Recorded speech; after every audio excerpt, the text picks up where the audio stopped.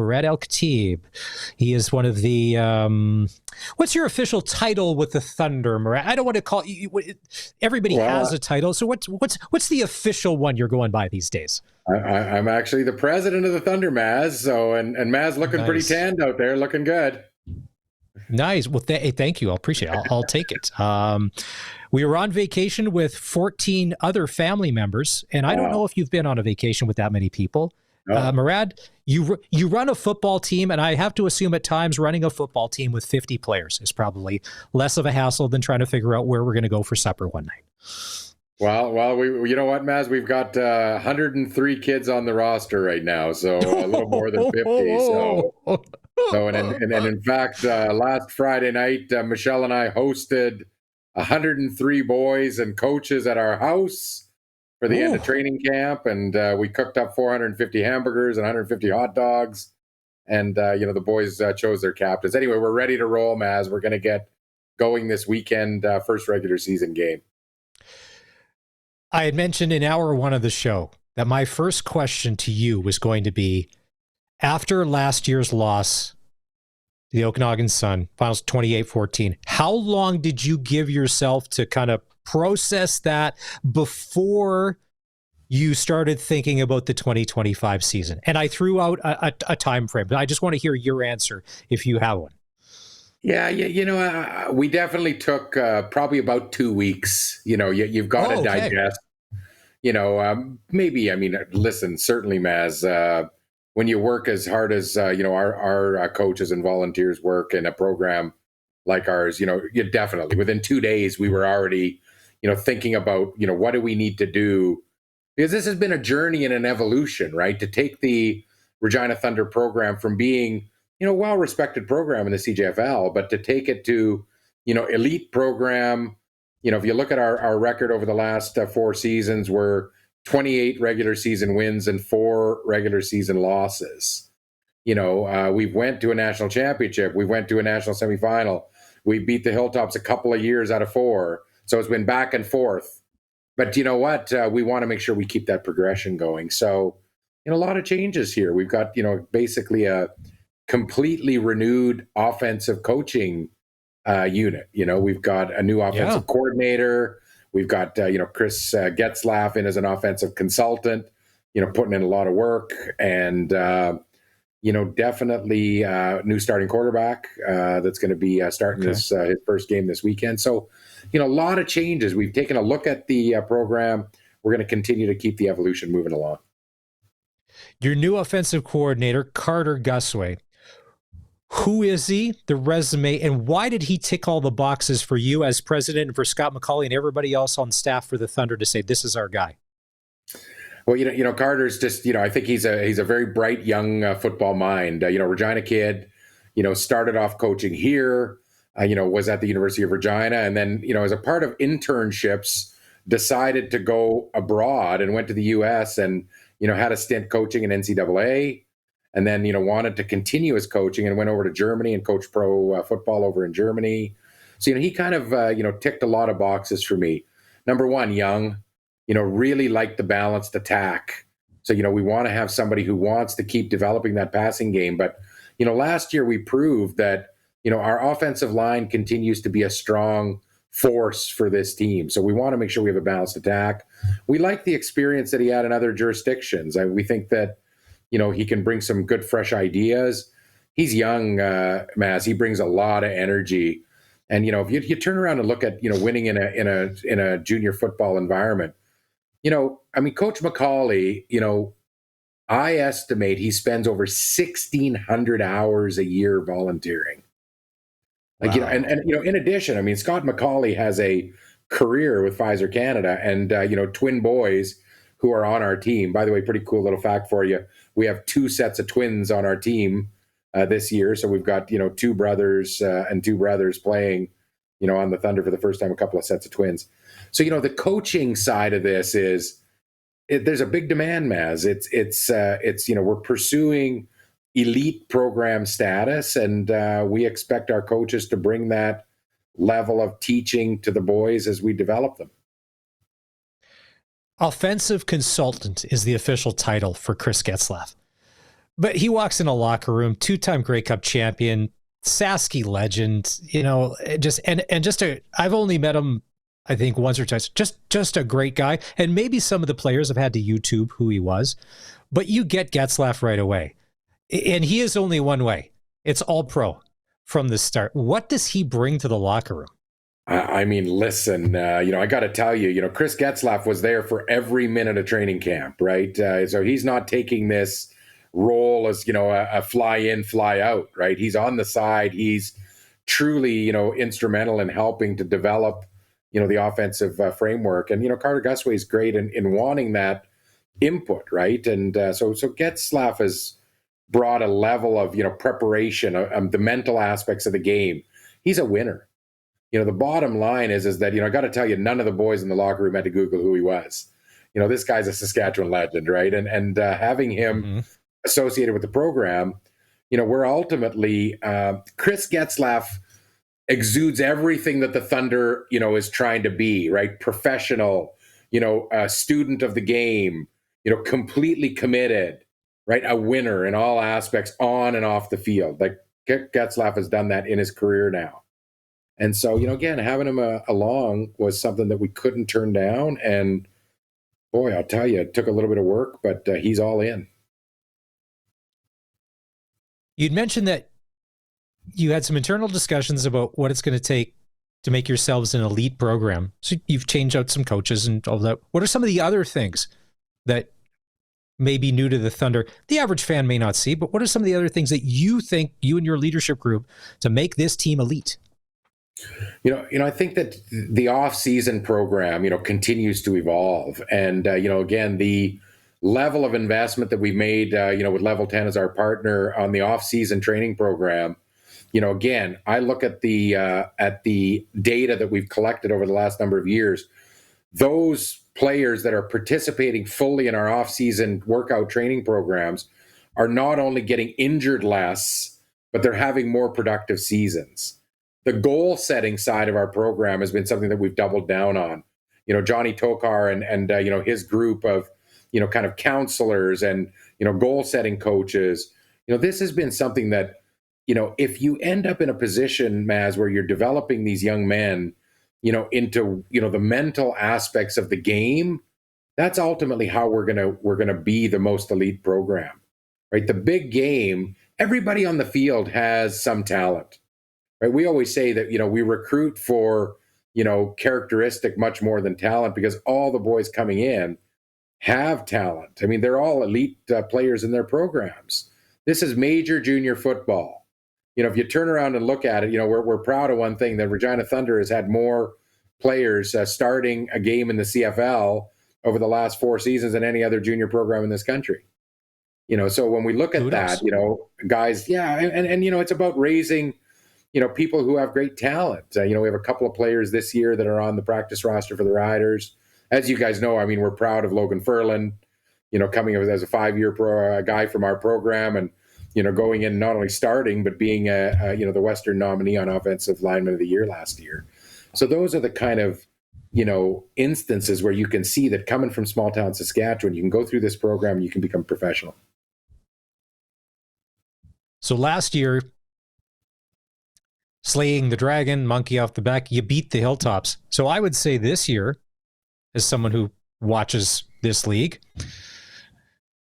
the target is now on you, and that the Thunder are the team to beat. Is that something, if that's a role or if that's a title, do you relish that now to be like, no, we wanted this. This is the next part of our evolution, where we are going to be the tier that everybody is trying to get to, and we're the team to beat?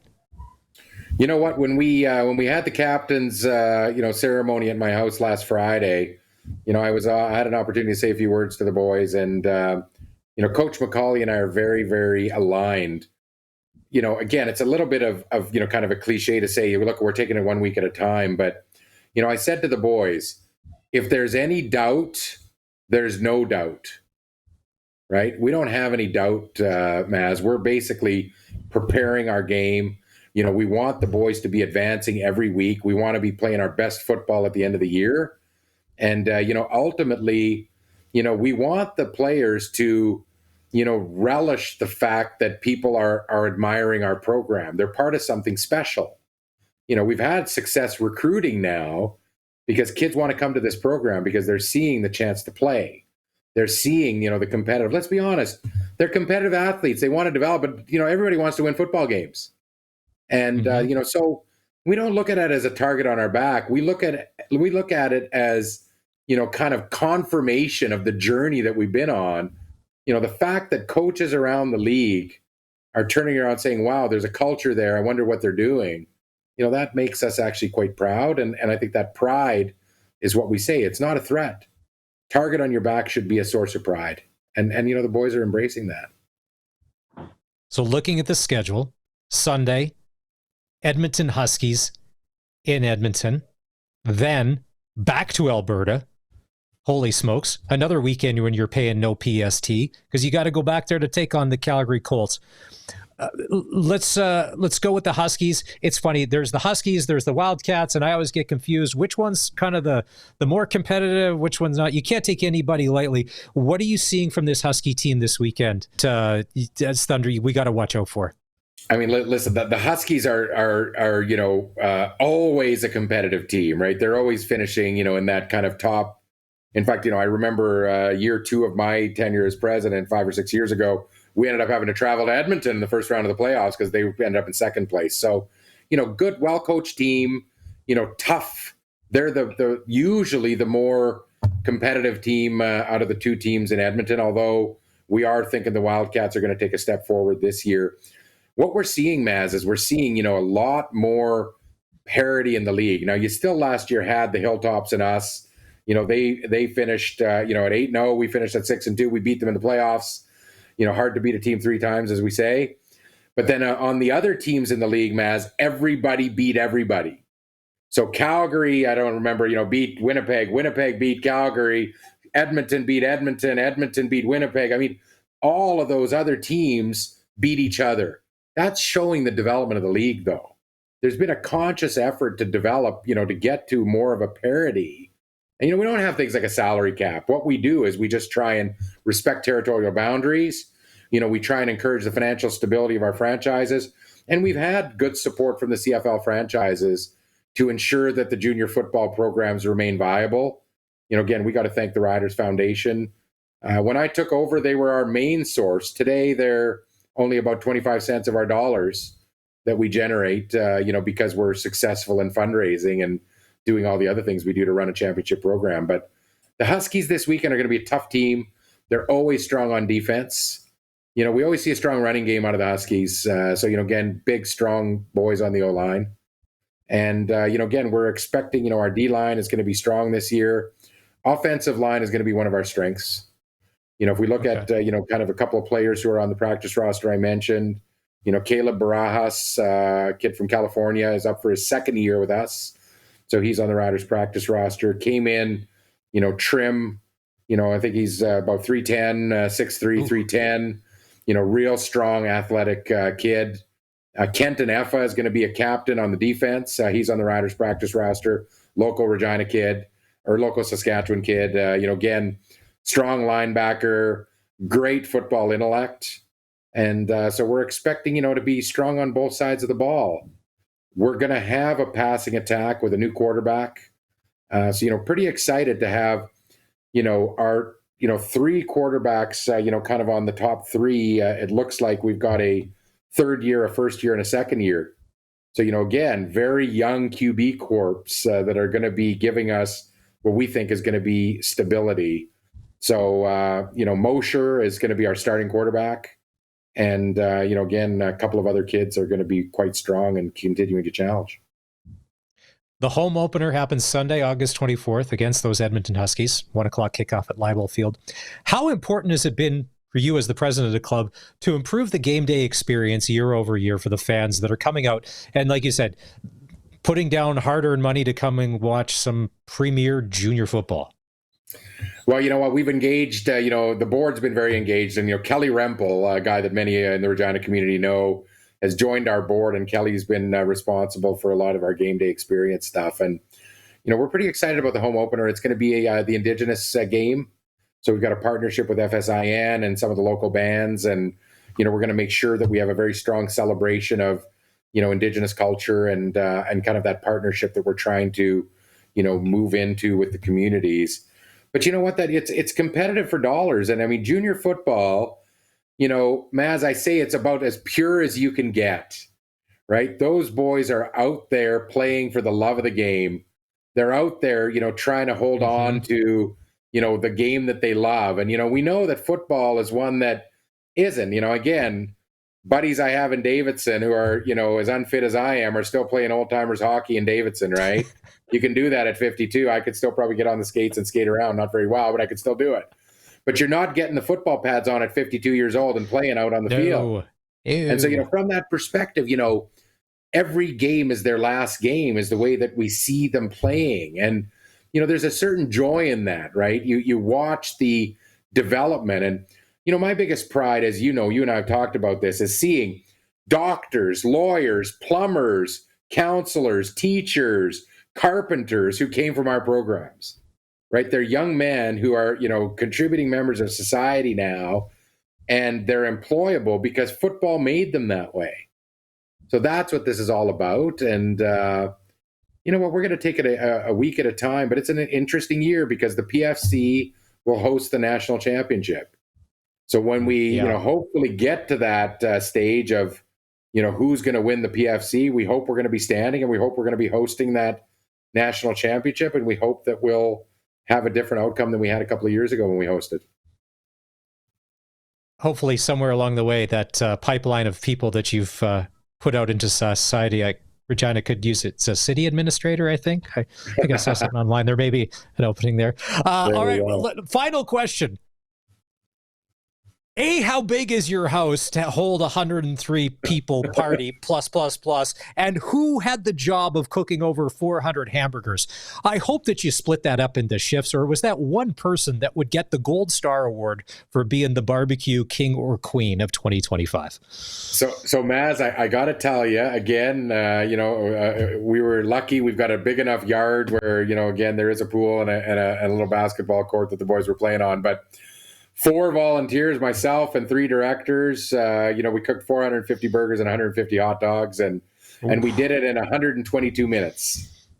So, we got a good setup, and know what? The boys ate well, and we even wrapped up 90 burgers and sent them home with the boys because we went to Winnipeg or to Brandon the next morning, and we beat the Rifles in exhibition 30-11 on the weekend. So. Yeah, you really are a stats guy if you were timing the barbecue, the input-output. 122 minutes, Mass.